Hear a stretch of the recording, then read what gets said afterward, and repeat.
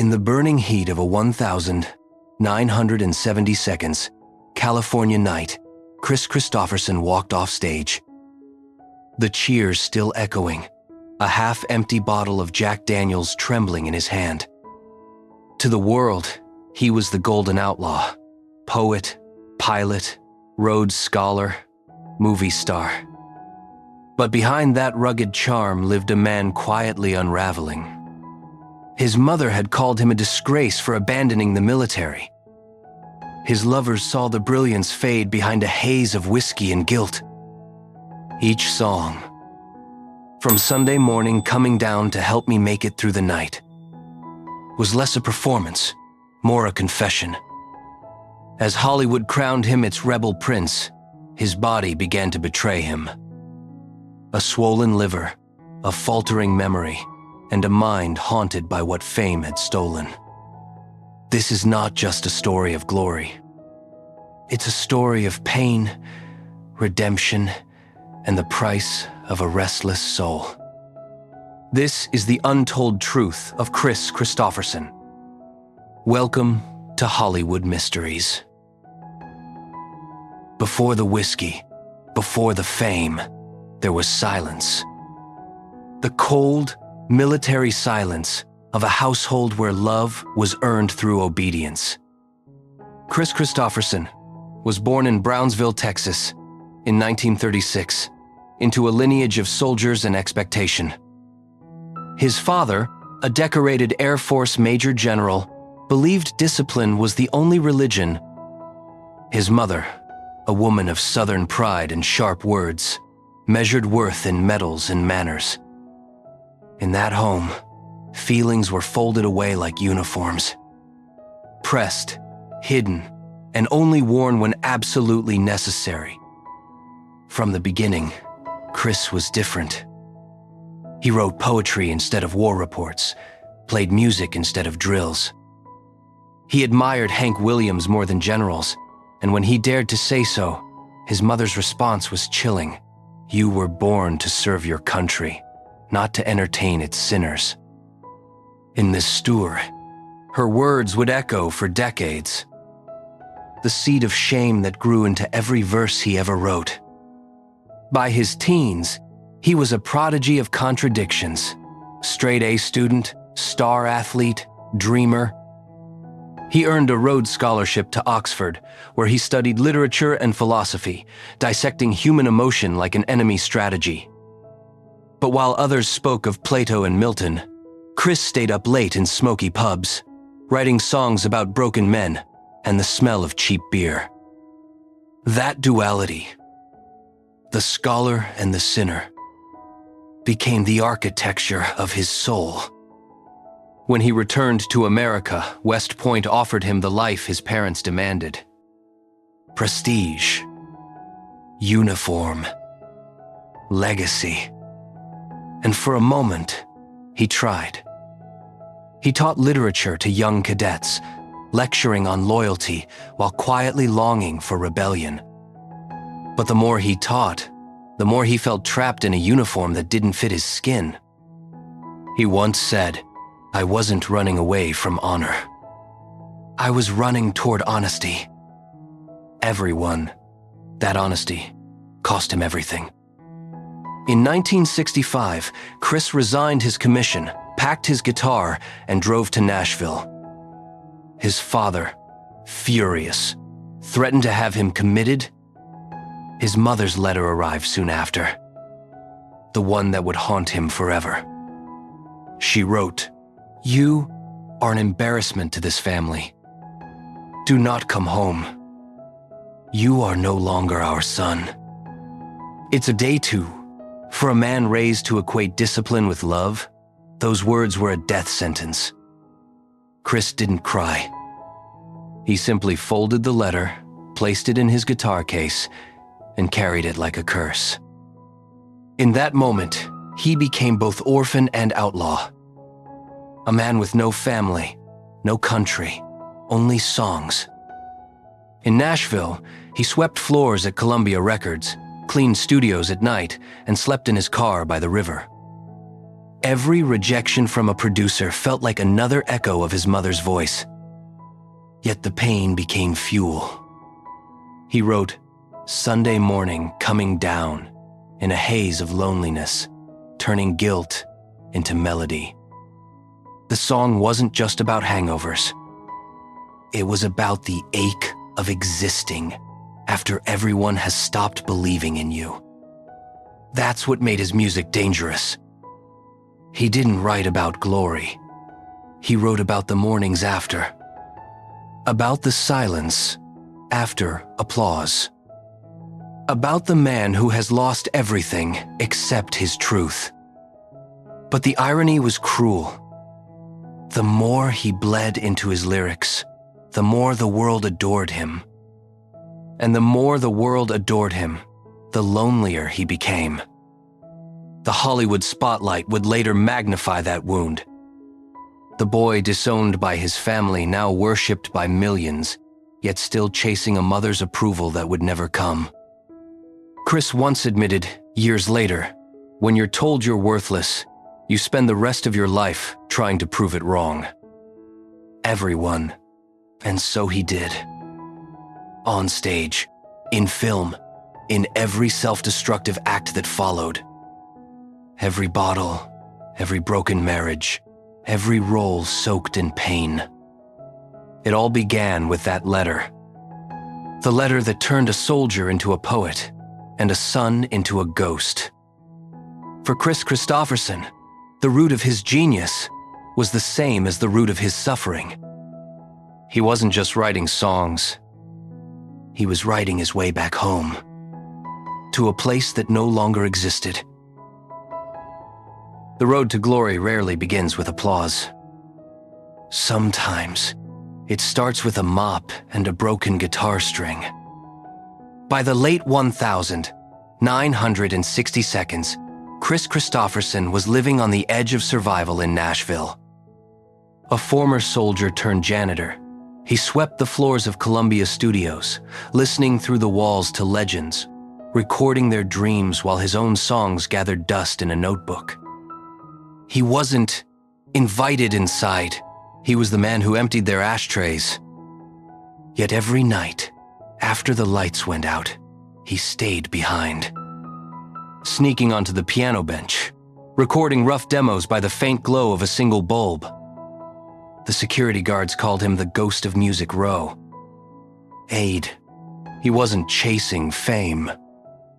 He was chasing meaning. A reason for what he'd lost. When he wrote Sunday Morning Coming Down, it wasn't a song about hangovers. It was a prayer disguised as despair. The lyrics painted loneliness with brutal honesty. No way to hold my head, that didn't hurt.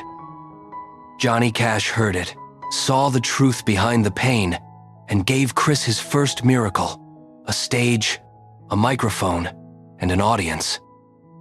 Cash performed the song live on national television. A rebellious move, since network censors wanted to remove the word stoned. Cash refused. And in that defiance, Kristofferson's voice reached America. Overnight, the janitor became a songwriter. Soon came Help Me Make It Through the Night, For the Good Times, and Me and Bobby McGee. They were not just country songs. They were emotional autopsies. Each lyric, a cut into his own history. The world saw beauty. Kris saw confession. He said once, I was writing about things I couldn't say out loud. Aid. But success came with a hidden contract. The man who had fled structure now found himself trapped again. This time, by fame. Record executives wanted a clean, marketable outlaw, not a philosopher haunted by guilt. He was pushed to tour endlessly, drink endlessly, smile endlessly. The poet became a product. To numb the exhaustion, he turned to the same bottle that had always waited in the corner. Jack Daniels, tequila, whiskey. It didn't matter. It was the same silent companion that never asked him to explain himself. During this rise, a different kind of calling came. Hollywood wanted the rugged troubadour with Oxford eyes and outlaw hands. They cast him as the romantic drifter, the doomed hero. Roles that mirrored his reality too perfectly. In Pat Garrett and Billy the Kid, 1973, he played a man hunted by his past. In A Star is Born, 1976, opposite Barbra Streisand, he lived out his demons on film. The tortured musician, drowning in alcohol, loved yet lost. Audiences wept. Kris didn't need to act. He was simply showing them his reflection. Yet behind every standing ovation was a hidden cost. Fame brought power, but it also magnified his self-destruction. He began missing shows, arriving drunk, vanishing for days. Friends whispered that he was on a slow suicide mission. But what no one knew was that he carried a medical warning. His liver was swelling, dangerously enlarged. A doctor told him it was the size of a football. Kris laughed, ordered another drink, and said, "Guess I've still got a game left in me." Today, Stu Bray, he wasn't being arrogant. He was being honest. For him, every performance was another way to die beautifully. On his own terms. The more he achieved, the emptier he felt. His family still refused to speak to him. The woman who once called him a disgrace had vanished from his life completely.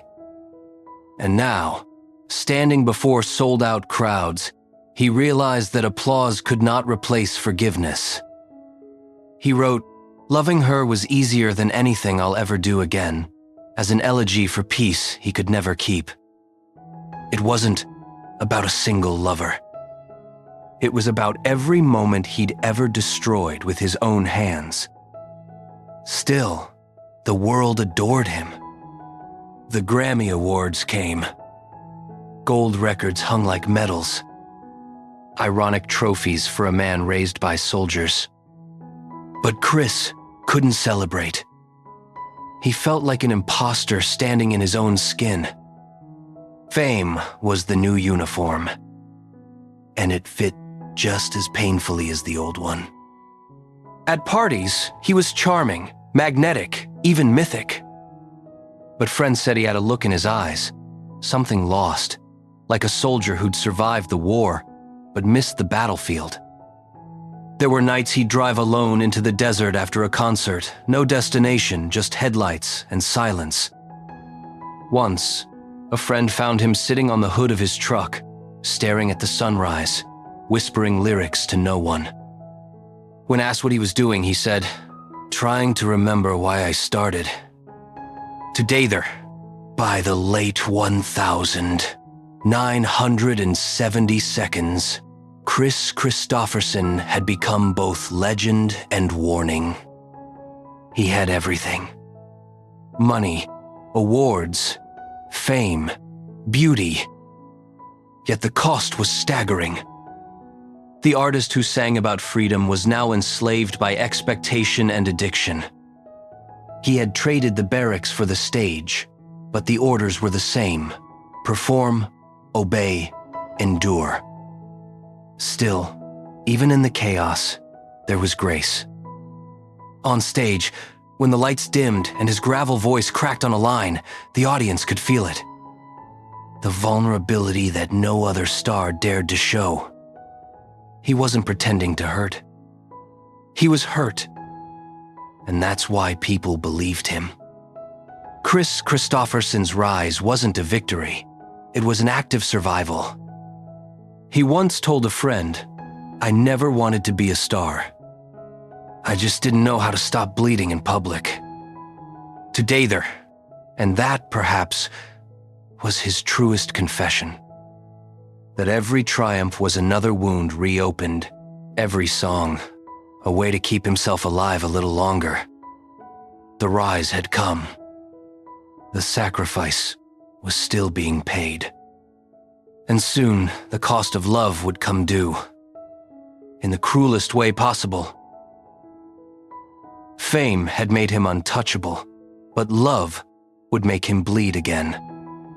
By the mid-1970 seconds, Kris Kristofferson seemed to have conquered everything. Platinum records, sold-out arenas, a hit film with Barbra Streisand. Yet the man behind the spotlight was falling apart. His greatest war wasn't with Hollywood, but with the woman he loved most. Rita Coolidge. When they met, the world called them the royal couple of country music. Their voices blended like smoke and silk, their chemistry electric, almost cinematic. On stage, they were a perfect duet. Off stage, they were a slow-motion tragedy. Rita once said, he could be the sweetest man alive. And then suddenly, he wasn't there anymore. And proofs.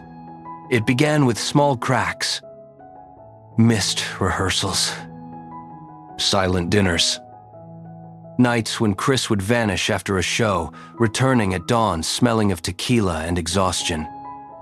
He would mumble apologies, kiss her forehead, then disappear again.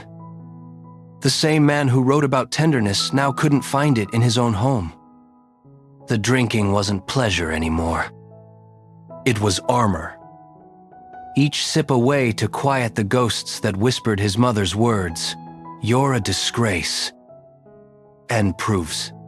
Rita tried to reach him through music. Together they recorded Loving Arms, a song about holding someone who is already slipping away.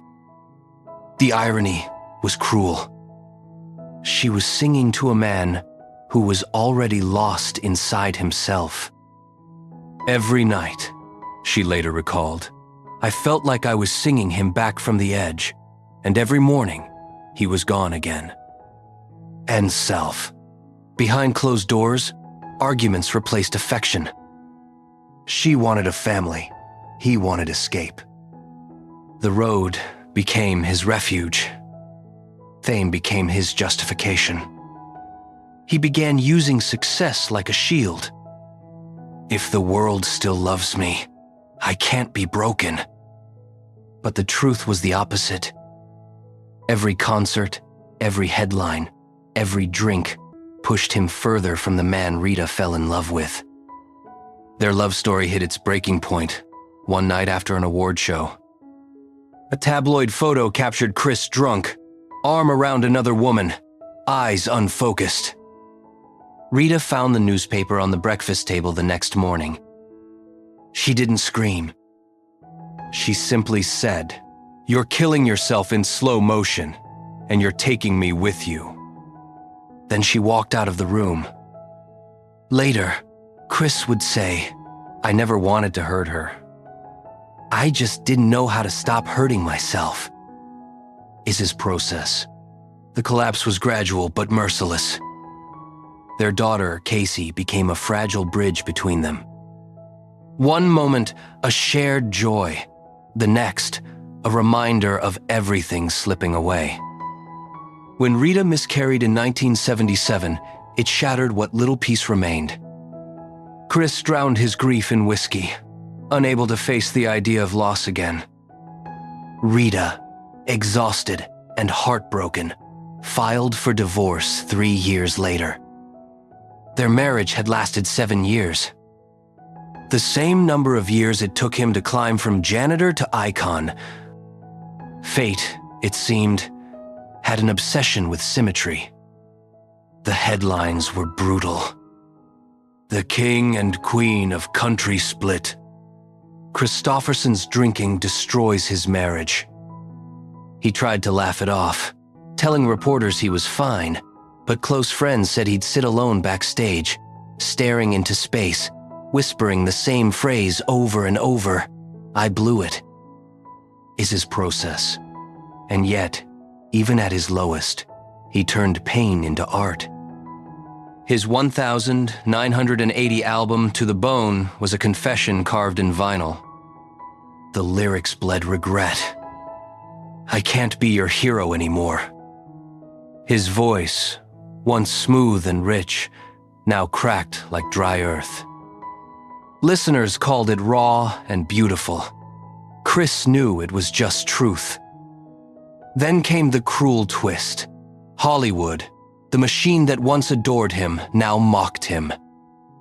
His role in Heaven's Gate, meant to be his cinematic masterpiece, became one of the most infamous flops in movie history.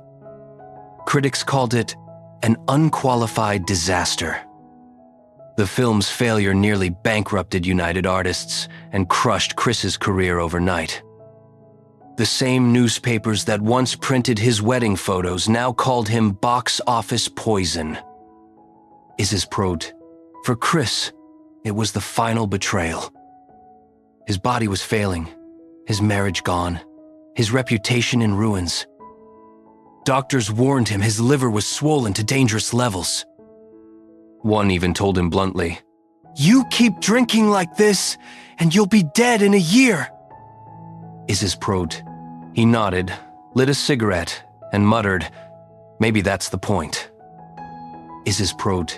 There were moments, fleeting but real, when he tried to fight back. A few sober weeks. A few phone calls to old friends. But the silence inside him always returned. He was a man, raised to be perfect, worshipped for being wild, and punished for being human. That contradiction had finally devoured him. One night, after a show in Texas, he locked himself in his dressing room. A crew member later found him sitting on the floor, surrounded by empty bottles, clutching his guitar. He wasn't crying. He was humming. The tune was soft, almost like a lullaby. It was "Why Me, Lord?" The gospel song he had written years earlier, as a man seeking salvation. The irony was unbearable. The song that once saved him was now the only thing keeping him from disappearing.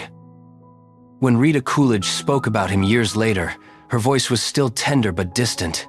"I loved him deeply." But you can't save someone who doesn't believe he deserves saving. All lay, do one. And in that single sentence, the tragedy of Kris Kristofferson was sealed.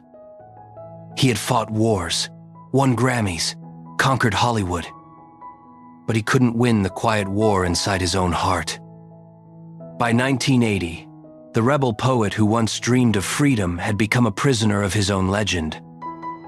And the final act, the fall, the illness, and the haunting truth, was about to begin.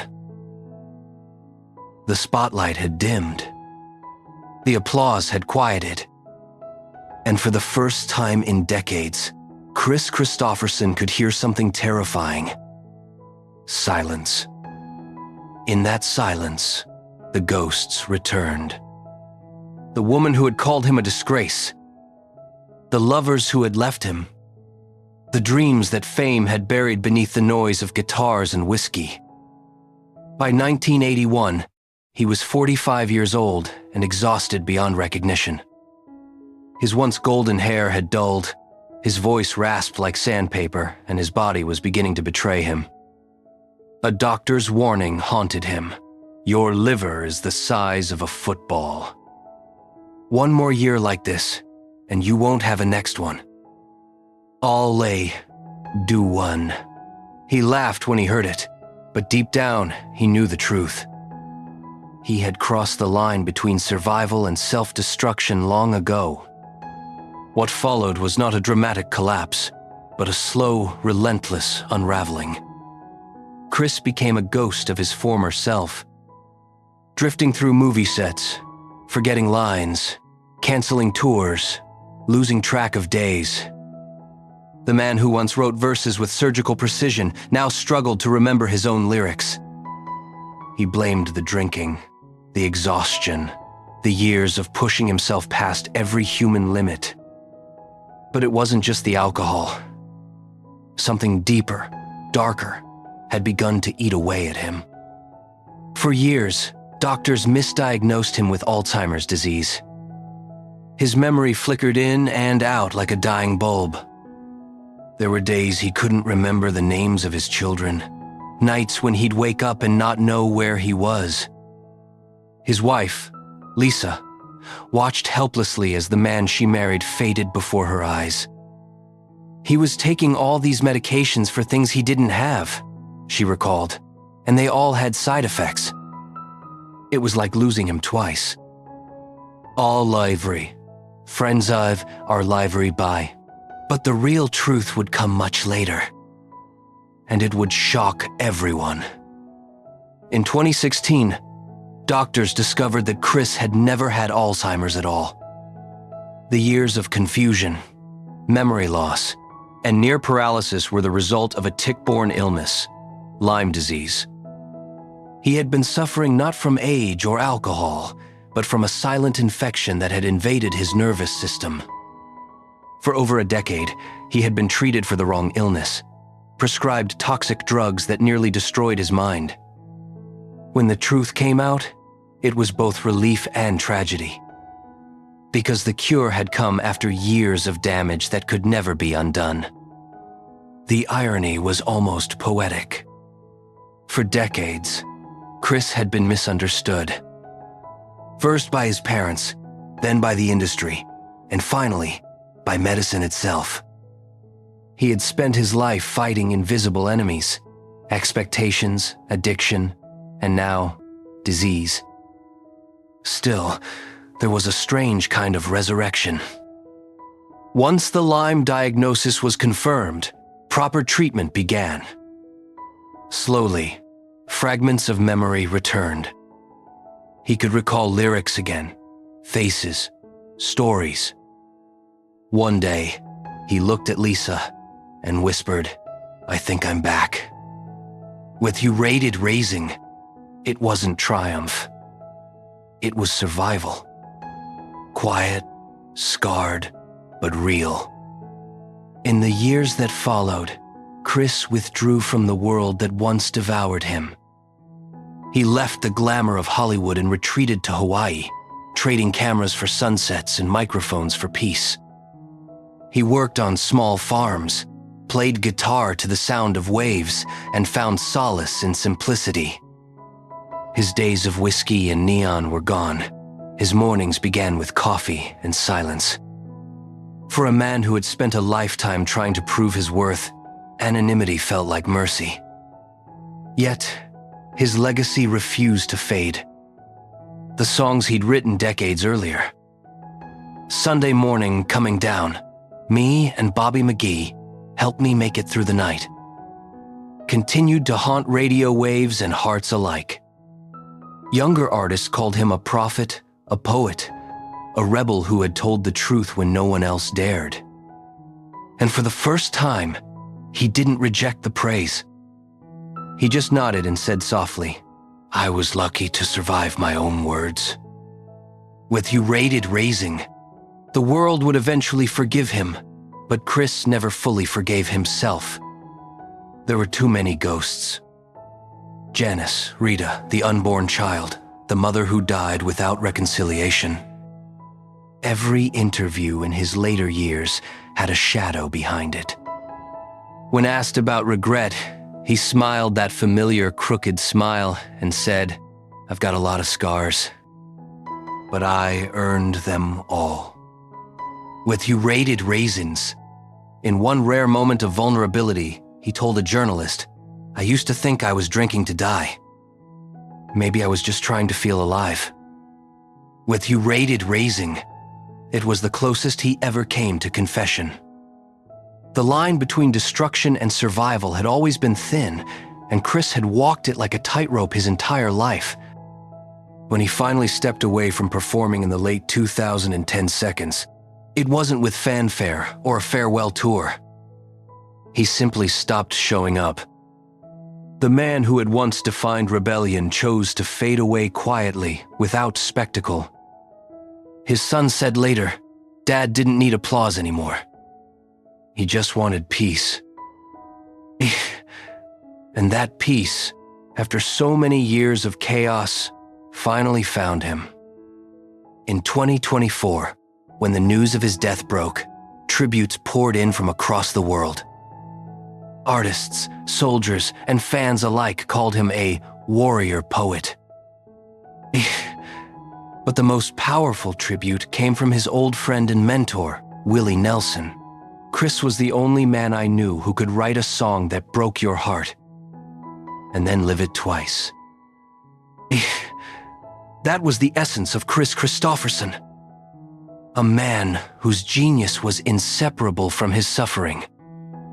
He turned pain into poetry, guilt into grace, and regret into legacy. Every scar, every failure, every bottle, every verse, they all led to the same truth, that beauty can grow from brokenness.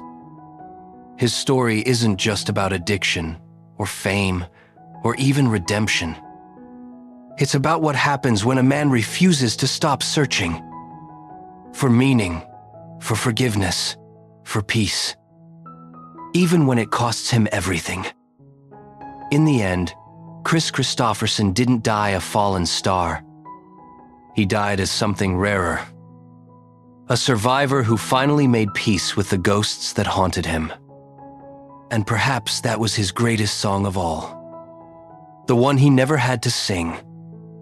This is the tragic truth of Kris Kristofferson. Welcome to Hollywood Mysteries.